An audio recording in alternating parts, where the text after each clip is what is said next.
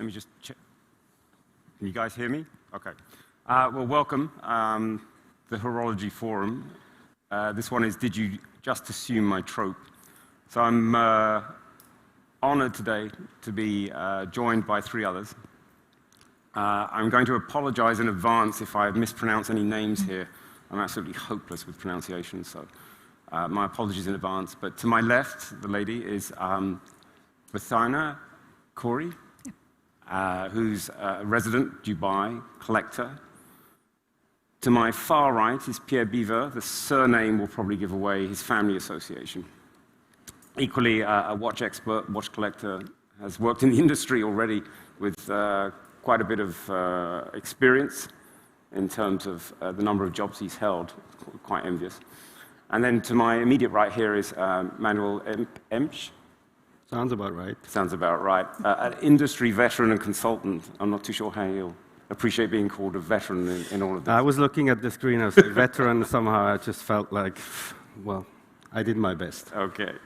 So I'm going to run through some series of questions and elicit responses. I'll throw them out randomly to my fellow panelists, and we'll see where the discussion leads. So I'm going to start with, and I think I'll start with Manuel here, questioning, is there actually a generational difference? Do you think there is any difference in watch preferences across generations in terms of watch aesthetics? Well, that's a hard start. That's just the start. Well, I would say less and less, maybe. Obviously, the trends get more and more global. And this is not just geographically, I think it's also gender. And also age classes or generations. I think it's just the way people start collecting that has changed a lot. But how they end up collecting, I think it's more and more the same. And I will admit that I met my fellow panelists yesterday, and 2 out of 3 were wearing the same form of watch. That same form of watch has been popular for the last half century at least. So Pierre, do you think there's any difference between yourself and Manuel in terms of? No, I think that iconic watches have been iconic and will be for generations to come. And I think that as a young collector, you obviously want to get in the market and buy something that's been established, proven, and tested throughout the years. And some designs out there, like the ones we were wearing, is something that appeals highly and will always be the baseline of any watch collection for any generation. And equally, Buthaina? I agree with him. I think people usually before, when they used to collect watches, they used to collect it for sentimental reasons occasionally. In our generation, I feel people collect watches because they understand more about watches, how it's made, how it's created. So they give it more value and meaning. So this is the reason why we collect watches maybe more than the generation before. Okay, so you just brought up value there in terms of what you value or what was valued in the watch by past generations. So in your mind, is there a difference between value and price? Are you going to put a higher value on something because it's on your wrist? I feel it's not the price, it's the meaning, how it means to you. Like back then, I feel in my father's days, they used to wear a watch just because it's an essential accessory that they had to wear. So this is why they had watches. In our generation, I think maybe because we were born in an internet age, so we understand more about watches, the complexity, the complications, so it means more to us as a value, as a meaning. Pierre, are you going to back that, or are you going to go with it's all about price now and about investments? I think then that the way the market has developed and the way today the market is so booming and hot right now in all its aspects, whether it be vintage or the modern stuff, the industry and the collection side of things, I think that obviously there's a big part of the market today which is led by people trying to invest. I mean, I don't know if ever in history we saw investment or investment funds buy watches just to put in a safe and to have as just an asset, really. So I think there's a part of today's watch collecting that is price orientated, but I still think in my generation and the generations to come, there is still love for watches, and it will grow. Manuel? A difficult question again. I mean, when I started collecting watches, I started collecting Swatch watches in the 80s. It was very collectible. But to be very honest, I started collecting them to resell them. I wasn't necessarily passionate about watches. There was an interesting opportunity as a student to make some pocket money. And then I think that's the good part of it. You obviously need to know what you deal with. You get interested, and by getting interested, you get deeper and deeper and more passionate. I think this is the way we started collecting. Today, things are much more available. Information is much more global. People know how to go to the right thing immediately. And obviously, it has become a valuable asset. It has become a portfolio diversification for a lot of people. And I think this has also fundamentally changed that we didn't have that much back then. Well, I mean, I'm from a generation where you had books and magazines and stuff like that. And it really was that you would sort of, the watch collector was the poor individual, not poor as in monetary terms, but the poor individual sitting in the corner, sort of raking through books and magazines, or libraries even. And it wasn't seen as trendy or potentially as an asset class.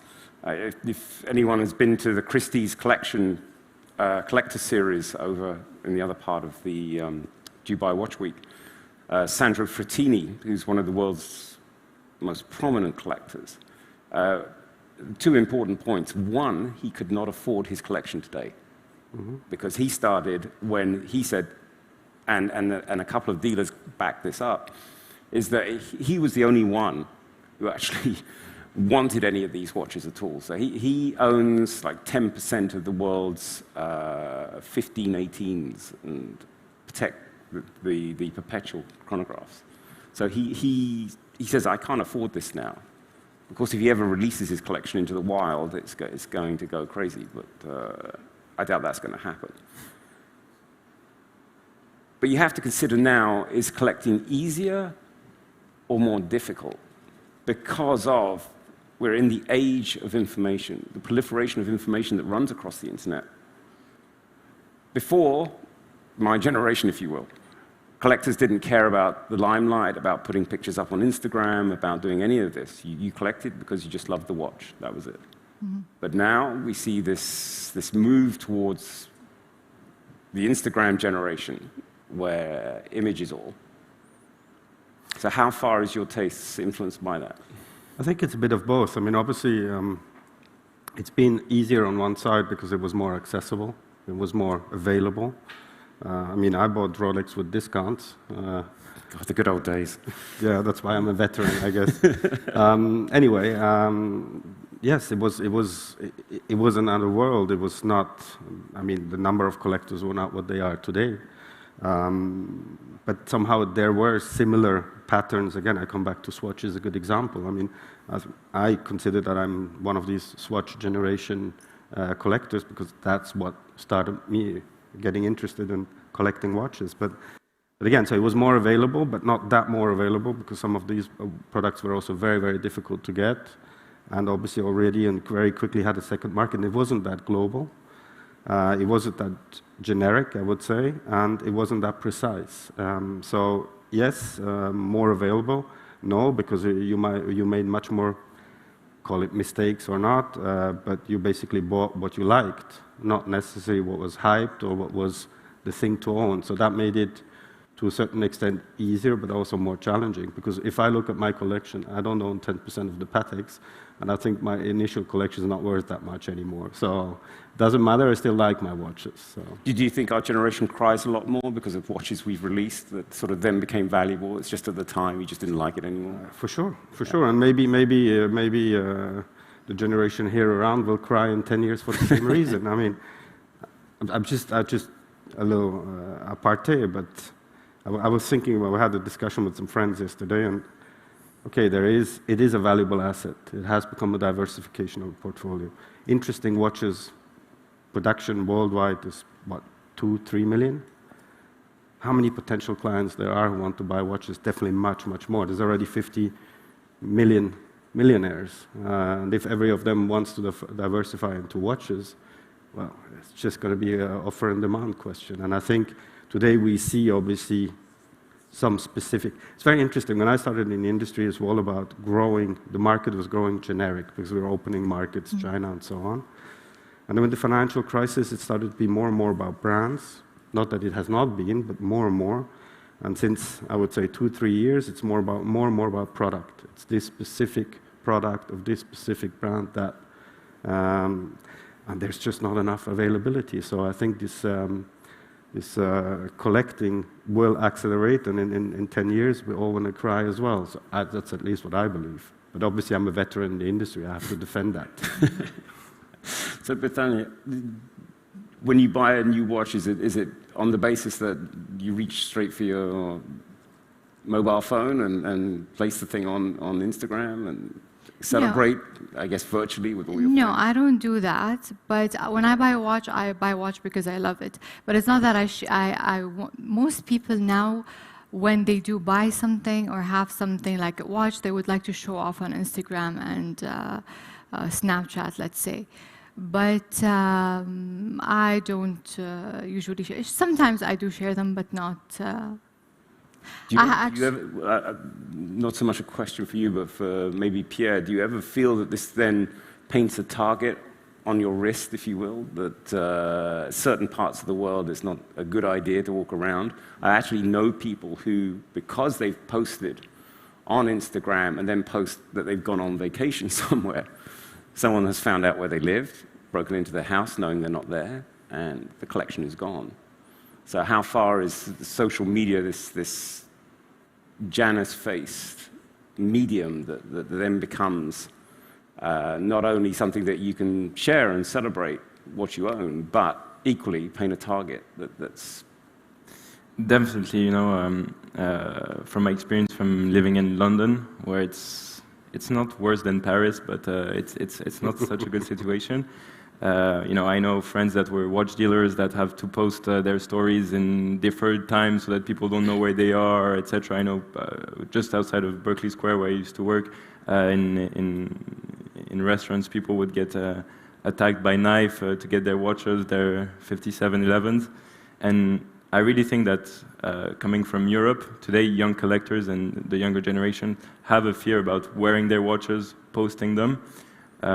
But then again, it's the only way to express it. You know, if you can't wear it in the streets, well, you might as well post it on Instagram. But definitely there is this, at least in some regions of the world, because obviously here in Dubai, as we've seen on social media, you can walk around with pretty much anything on your wrist. At any time of the day, it's pretty safe. In Singapore too, you could probably fall asleep in the streets with a Richard Mille on and nothing would happen to you. I mean, but in Europe, in Switzerland, in France, even in America, I would say, it's not that safe anymore, and I think that will pose a real problem for our generations, because obviously, you know, and that's quite interesting, but our generation, I feel, wants to have more wearable watches than maybe our, not say ancestors, but our predecessors. Thank you for that. Thank you, Pierre. But you know, yeah, I think there's this component of wearability of the watches that in some regions of the world is a problem and will be a problem for people getting into collectioning. So in terms of your personal collecting, what kind of watches do you go for? Do you go for vintage or modern? I go for the modern. I prefer modern, not vintage. Vintage for me is only if it's something unique and wearable, okay, fine. But I would always prefer a modern one, a new one.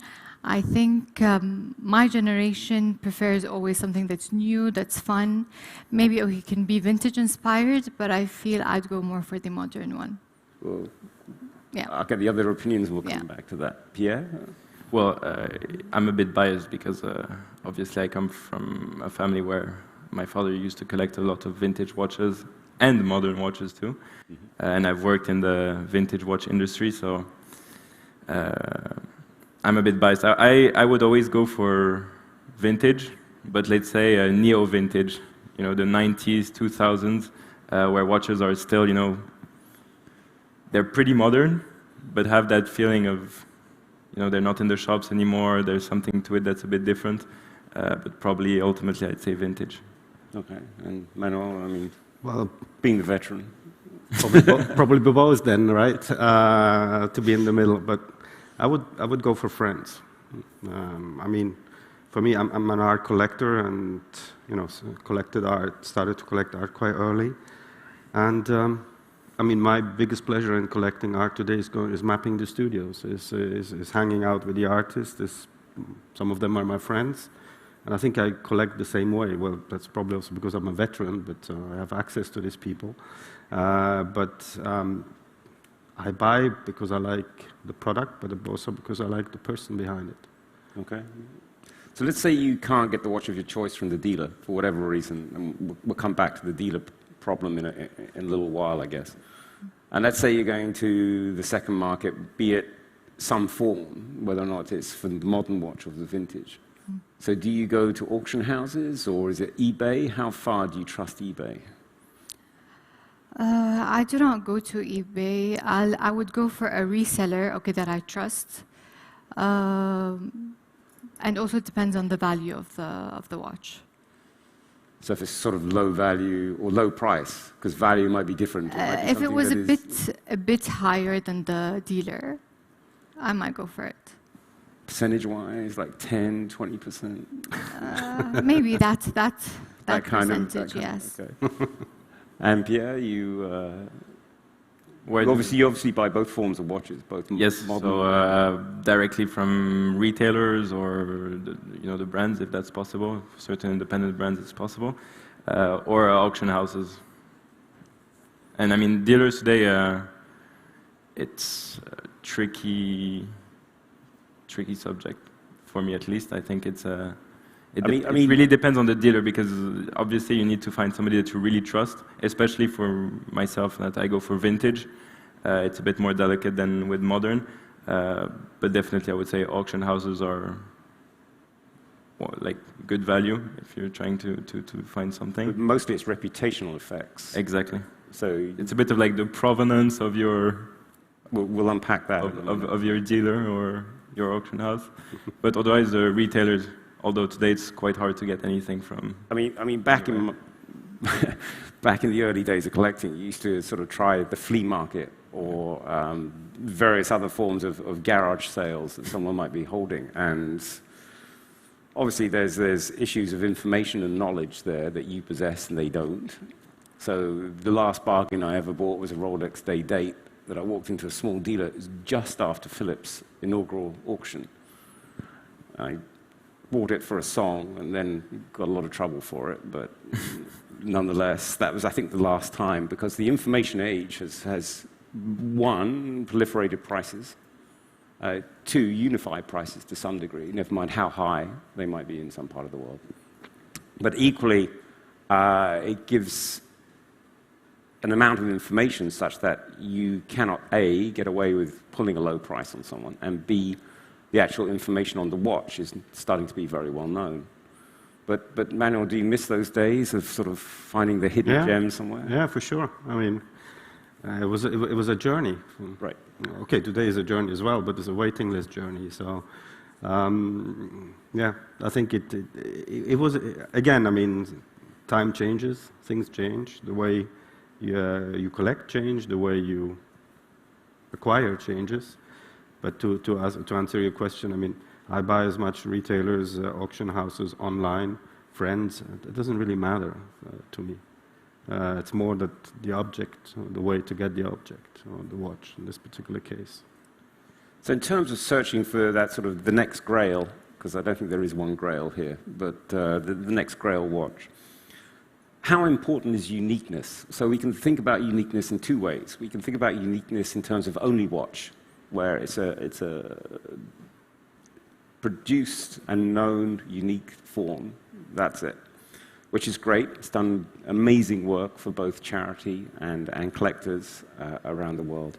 It's also done quite a bit, I think, for brand recognition, but that's another story. Or finding something like a 1940s Patek that is believed to be unique. Mm-hmm. So what kind of uniqueness sort of propels your buying?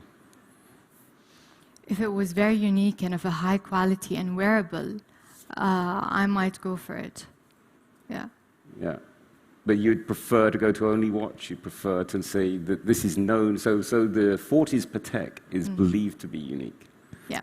Yeah. As far as our records show, Yes. this is believed to be unique. Yes. Whereas only watch is known to be unique. Yes. Which is a difference in terms of Yes. information. Yeah. So you'd rather go with the only watch That is known to be unique. that is known to be Yes. unique. Yeah. And Pierre? I mean, it's always the debate of the very highly possibly unique, we think. I think we fall back on the previous question, which is it all depends on how much you trust where the information is coming from, in the way that if you want to buy something that is thought to be unique, there was lots of watches that thought to be unique, especially with the 90s, 40s, 50s, and 60s Patek. But today, I think I would actually just trust the people that surround me today, with who I buy regularly, and also today there's a lot of work being done by the brands in general to help collectors because they know what's at stake, and so they try to be as accurate on helping knowledge evolve if they have any archives. If they have any information about the watches. But I'm tempted to say I would probably go with the possibly unique than with only watch. Okay. It's in both cases it's debatable because is it that unique from the 1940s? Do we have the information, the archives? Has it been altered? There's a lot of things that sometimes might be challenging, and there might be another challenge with only watch is. It's what is unique today, is it still unique tomorrow? How does the brand react in certain auction results? What are the life cycles of a brand? I mean, that can have a certain number of impacts. So in both, you can see in both, I would say both can balance it out, pros and cons. As a matter of fact, I think it's something so personal that it depends. I mean, I wouldn't rate one more or the other. I think both have their good sides and bad sides. Do you think there is a life cycle to brands? Do you think that these things sort of move in waves at the moment? I can only see one wave, and it's a tidal one, and it's continuing to build, and I'm not too sure where the sort of fall is, but whether or not this is a bubble or not, but is there a life cycle? There is always a life cycle. I mean, so especially if you consider that brands are also humans. So, as a matter of fact, there's a cycle. Can also be depending on the creator. I mean, there's a certain number of factors. Would I rate it as a bubble? No, I don't think so, because we just, again, because of a certain number of factors today, I think we're at the beginning of a journey. Now, how far, how long? I don't think I have no crystal ball for that, but I think we're really, and I've been in this industry for very, very long, because I'm pretty much born into it. But I've lived through lots of cycles, and I've lived through, surprisingly enough, I should maybe not say that, but anyway, I've lived through the quartz crisis in the late 70s. Not because I was in the brand. I was born in the city that's unpronounceable, but that's the center of watchmaking production, at least the center of ETA, movement manufacture. And I was in school with, child school, primary school, with my friends' parents lost all their job. I mean, it was like a 50% unemployment in a very short period of time. And I've seen really quite steep, quite harsh cycles.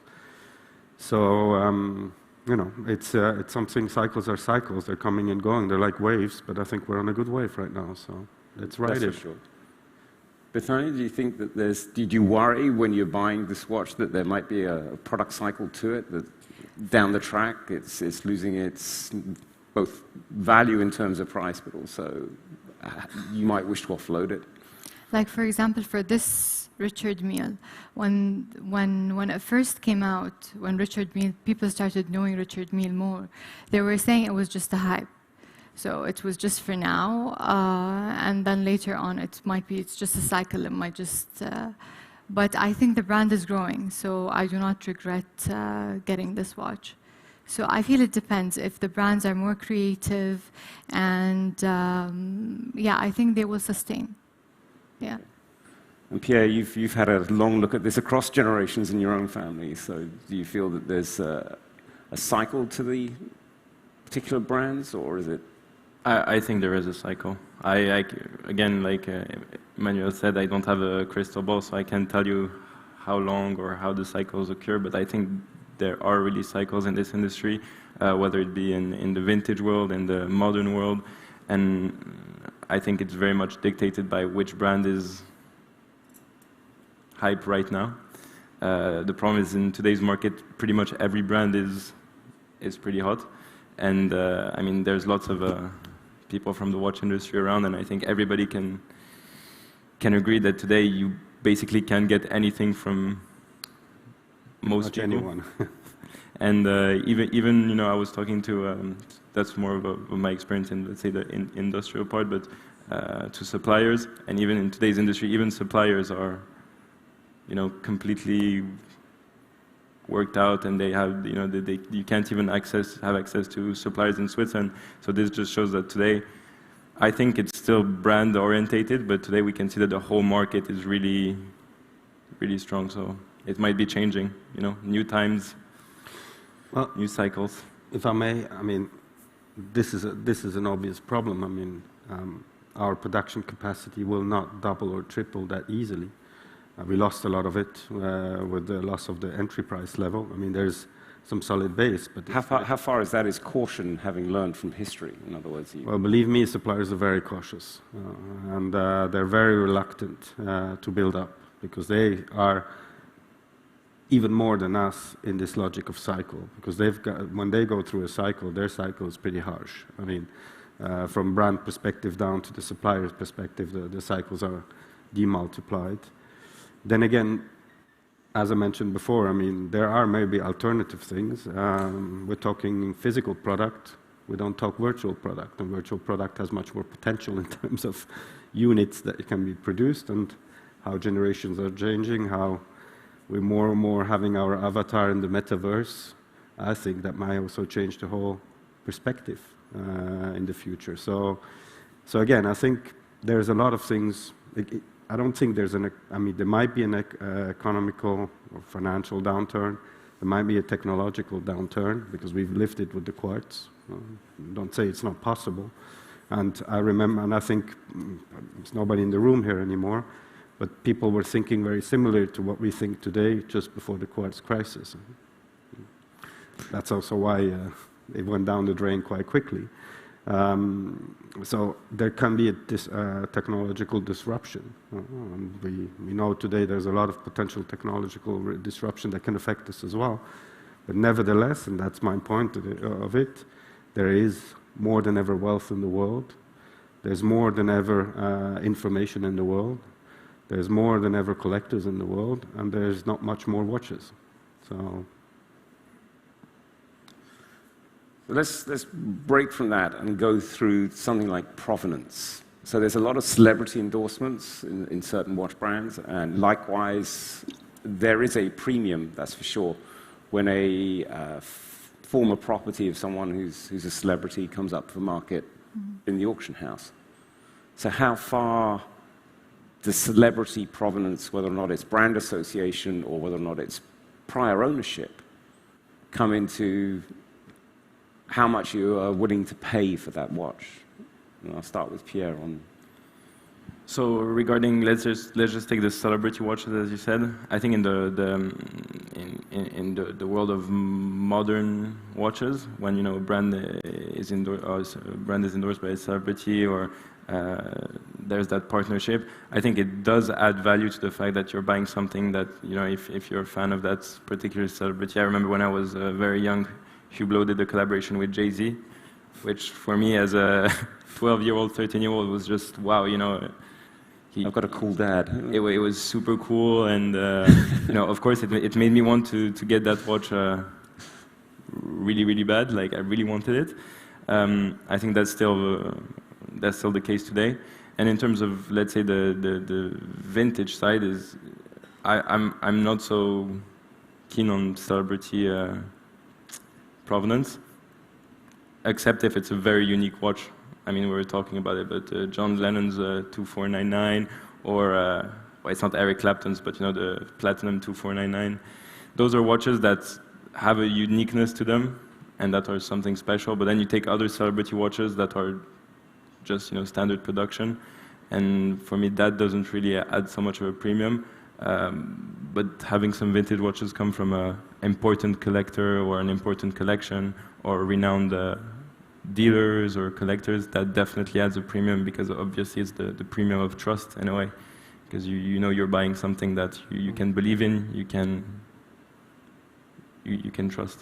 It's only does celebrity association, I suppose, with the watch actually have any kind of meaning for you? Or? When a watch is owned by a celebrity, it definitely adds value to the watch itself. But it does not relate to me, I don't think so. Like, I'm not usually interested in something that's owned or pre-loved by a celebrity or something, only if I really like the watch or it was something that is very unique.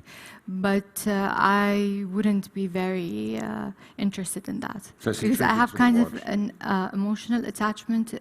I think this should be there when you buy a watch. So it's not because this celebrity owns this watch, then it means it's going to interest me. Okay. Yeah. Manuel? Celebrity, not that much.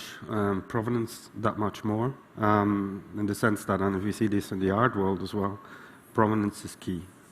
Provenance makes a lot of difference in how art pieces, and I guess watches somehow go into this category as well.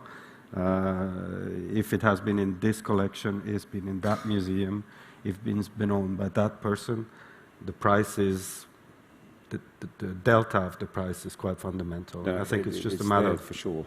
It's there for sure. It's for sure. I've done the numbers on it.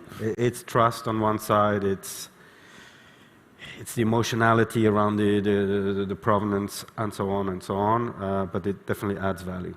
And I'm actually saying this in my own purpose. My collection is not... Because you have some in the collection. Yeah, okay, that's exactly. good. Sorry.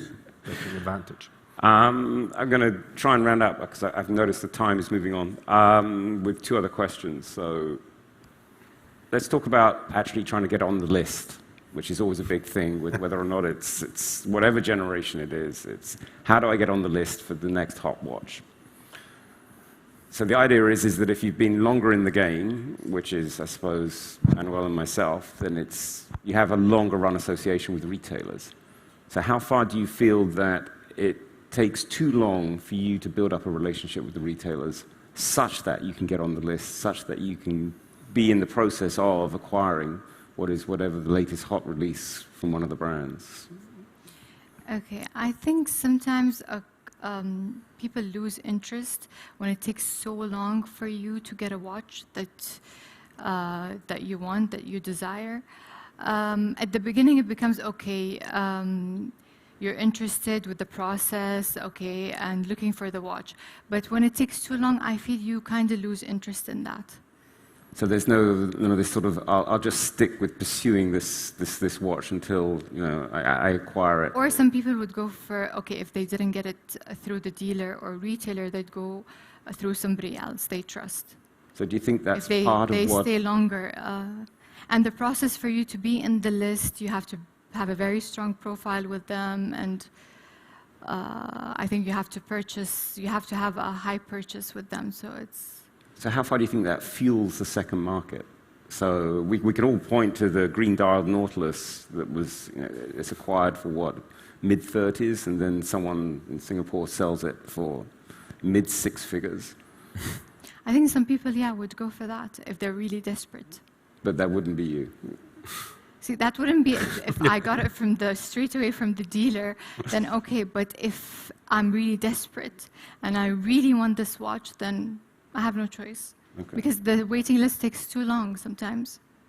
Okay, so there's that immediate... So you lose interest. Okay. Yeah. Okay. Pierre, I think today there's... The problem is that a lot of the clients that work in a retailer, in a boutique, they're here to flip pieces, investment buying, in most brands. You go to some independents, you go to some of the big brands. If you can get your hands on pretty much half of any watch of the collection, you can flip it instantaneously. You can just walk out and you've just made a profit. So it's hard because today, especially for young people, you walk into a boutique. Well, obviously, when you're young, you can't have a long purchase history. You don't necessarily know you don't necessarily know about watchmaking. You don't necessarily know about how it feels to wear a watch and to know watches. So sometimes you just want to go to a retailer, create a relationship, buy a first piece, an entry-level piece, or something that just appeals to you, and go on with your relationship. And the problem is that today you can't, because most models are so hyped that you just walk in and they tell you no, and that's very frustrating. And I think although it's good because some people won't fuel that secondary market, that's a good thing but a bad thing at the same time. But it's also bad because you could get young people interested in watchmaking. You can get people interested in wearing a watch. I'm thinking about watches like Rolex. Somebody 20, he just graduated. He wants to buy himself a Submariner or what else, and he just wants to discover the world of watchmaking and have something on his wrist, and he can't. And I feel that it's turning away a lot of interesting collectors and people that could have brought a lot to this world. But Manuel, do you think that this is also fueling the second market, and by so doing, shutting some people out of watch collecting or watch acquisition? For sure. I mean, but there's two very interesting points. I mean, the waiting list length, I think, is something that triggers off a lot of people more and more. Something we have to be careful with. The other extent, I think what Pierre said is very interesting. I mean, when I was graduating, Rolex I was more like it was another kind of logic, and today the young people, they go for the best immediately. They know, they're informed, so that obviously creates quite a lot of tension. And it's also a flipping generation. I mean, it's not just about the watches, it's about the sneakers, it's about a lot of things, about art. It's a flipping generation. That's a part of, I mean, I don't know for you, but a lot of the young people, it's just part of their DNA. It's opportunity, and they also want to try to take advantage of these opportunities. To answer the question, I mean, obviously, I won't say this because everybody comes to me. I have a few shortcuts from being so long in this industry, but I'll tell you a story that I think makes it also quite interesting. I mean, I once ordered a nice watch at the retailer. It's not Siddiqui, I precise that. But I have been working for 10 years, selling one of my brands to them in a quite good business. And it was my birthday, and I said, okay, I'm going to buy one watch. I'm not going to name the brand either. And he said, oh, it's going to be a waiting list. And I said, yeah, fair enough, no problem. I put myself on the waiting list. I forgot about it. Okay. 3 years later, I bumped into the same person again and said, oh, I remember, didn't I put myself on the waiting list for one of your watches? And I said, yes. I said, what's the status? And he goes like, yeah, your profile. I said, what, my profile? Well, maybe, how about, And I said, why? Because you need to be a buyer. You need to be a client. And I said, okay, but when I sell you watches for 10 years, I'm not a client. No, you're a supplier. Okay, I said, fair enough. So it's not that easy. No, it's not that easy. Even at my stage of life. We are fast running out of time. I have just one more question for the panelists. I sort of want, I guess, one-word answers here. So if you could walk out of Dubai Watch Week with one watch, you can't name your own brands, by the way. What would you? There's Christie's over there for the vintage, and there's some of the very best watches in the world that are being made right now in the exhibitors hall. So what would you walk out with? I would go to the tent. You would? And I would walk out with the new MBNF collaboration with Bulgari. That's a good choice. Okay. Yeah. Pierre? And you can't walk over there. I'm tempted to say Christie's, although I believe at the Collector's Lounge there are a few nice pieces. There's a few nice pieces out there. I've seen them myself. And Manuel? Well, I hope I don't walk out with this one, just because that's what I'm here for. But on the other extent, I probably will walk out with, as I mentioned before, one of my friend's watches, whether it's Red Chip or Max or somebody else. I'm not going to name one because I don't want to create frustration. Sure. But I'll probably go for one of my friend's watches. Cool. All right. So questions? This lady.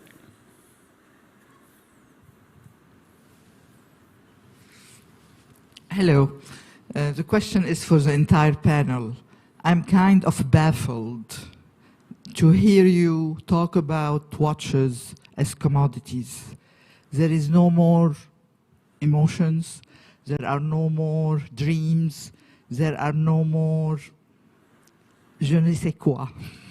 So I'm wondering, why are you creating or making watches, anything, being shoes, being losing what the craftsmanship in watches is, what the dream about owning a watch is? I'll start. I still think there are dreams, there are still an appreciation of the craftsmanship.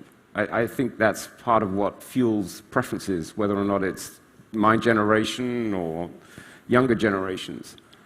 The problem is that to some degree, price and value have become divorced from each other within the marketplace, and there is now a wish for a particular type of watch, whether or not it's good or bad in terms of social media, that might drive some of that. And likewise, social media drives preferences in itself. So I think there's still an appreciation. I think that's a little harsh on us. We might have been talking a lot about value and price and watches as commodities, because to some extent that's what's happened. You know, we've already discussed the fact that some asset funds now hold watches as a way of seeing appreciation. But I'll let the panelists answer for themselves, starting with Buthaina. No, I think there is still appreciation. I don't think collectors buy watches just like this. They buy them because they love them, because they appreciate the complications, how it's done, how it's made. So I don't think so there is no appreciation. Right, there are some people who buy watches as an investment, to resell or something, but I think, no, there are still people who do appreciate watches. May I? Yeah, sure. I think ultimately the question is that it can be answered by it's something that's very sad to say, but it's a sign of times, you know. That's the way where the world is heading. But ultimately, as somebody that you know, has a very deep passion for watchmaking, who loves the craftsmanship and the art, I think there is still, and the market has shown that recently. Although, you know, independent watches are on the rise. Everybody's talking about independent watches.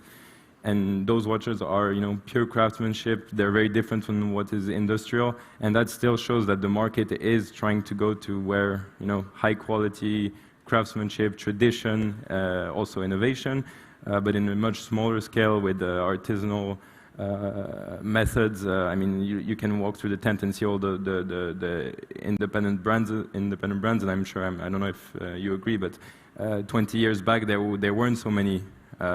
Little watchmakers that had, you know, 40 watches a year and that were so popular. So ultimately, I think, although we live in an era where we lose interest in that quality, where we lose that feeling for that craftsmanship, there is still a desire for the market to dig deep in that segment of watchmaking, which is traditional and the core of and the love for horology.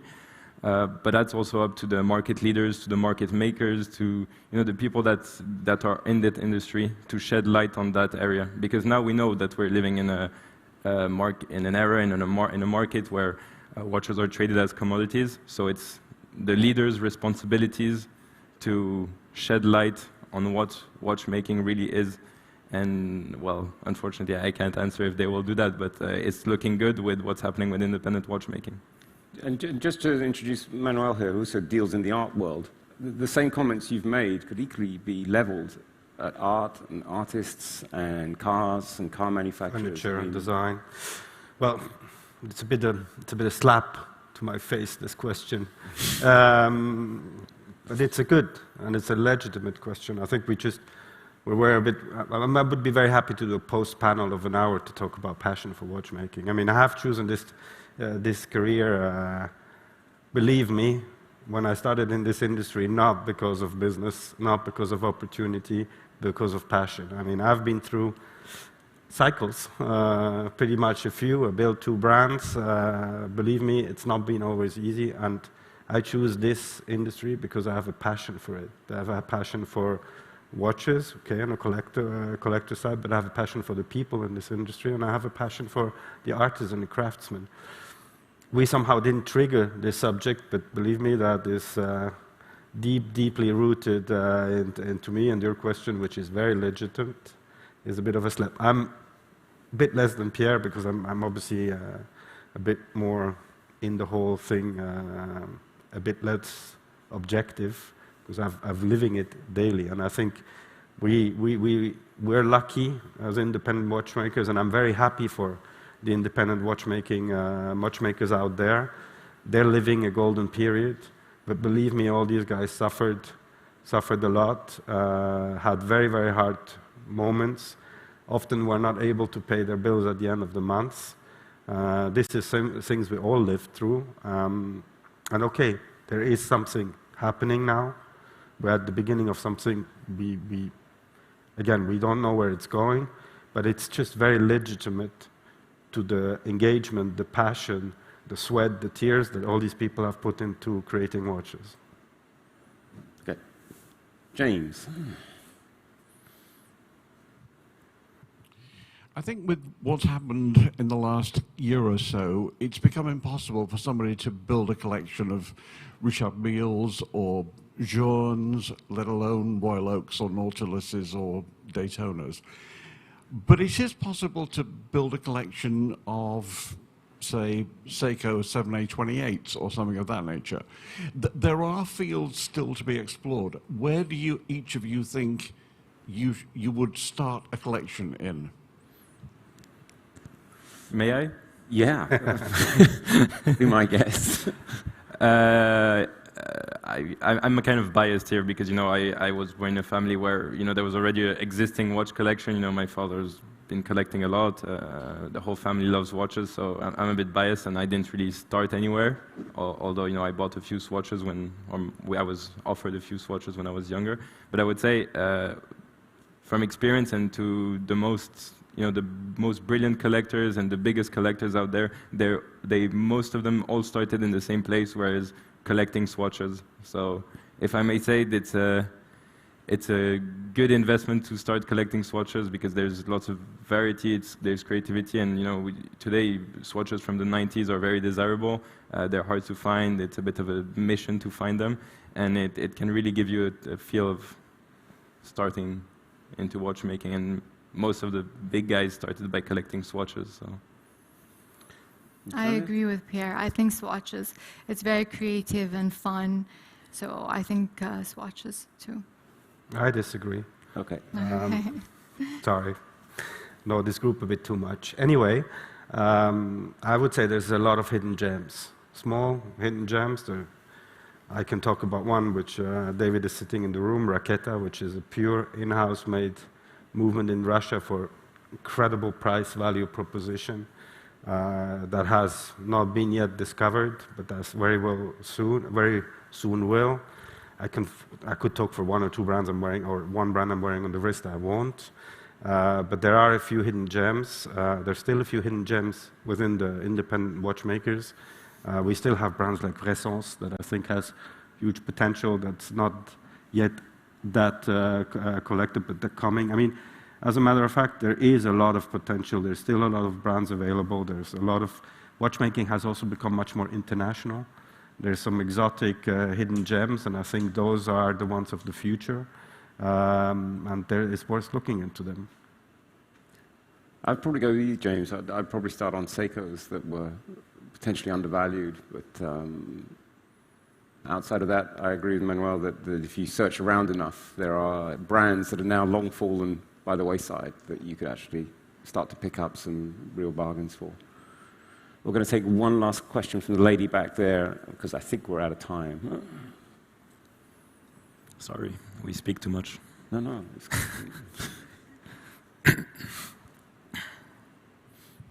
Good afternoon to everybody on the panel and everybody in the room. Thank you for giving me the opportunity.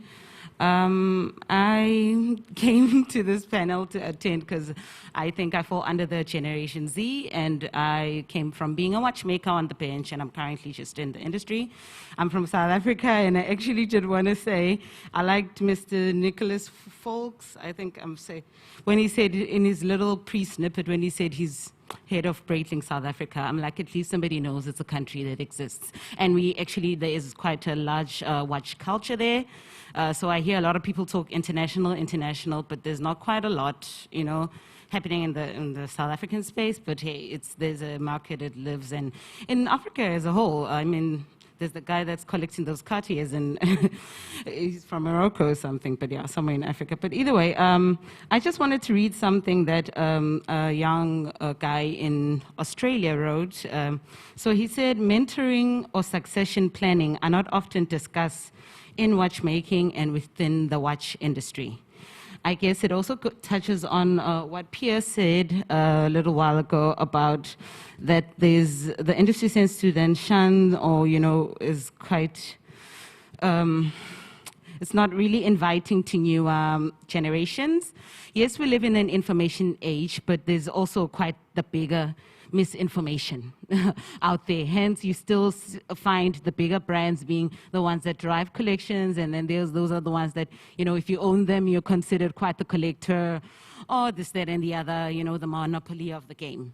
This happens like that. But so I think my question then goes back to what the guy in Australia wrote, that, mentoring and succession, or just the letting of the younger generation into the industry, is something that's not really like spotlight on. And I think for future and, to keep I'm just one person with a passion for watches, but there is other people, that would like to get into this. But like I say, it's quite the misinformation age, in this information age, and, this Instagram and pictures and this, that, and the other, which I think they touched on a panel earlier this week on saying most of the things that you find online don't 100% reflect what is physically available.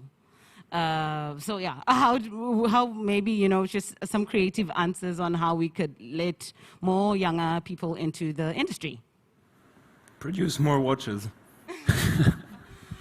No, I think what is happening now with this, this run for independent creates opportunities, because suddenly people get interested not just by the brand, but also big brands, but smaller brands, people behind the brands, and that will create a lot of opportunities. I mean, we've seen brands winning Grand Prix that didn't exist more than a few months. So this has never been before, and that would not have happened before.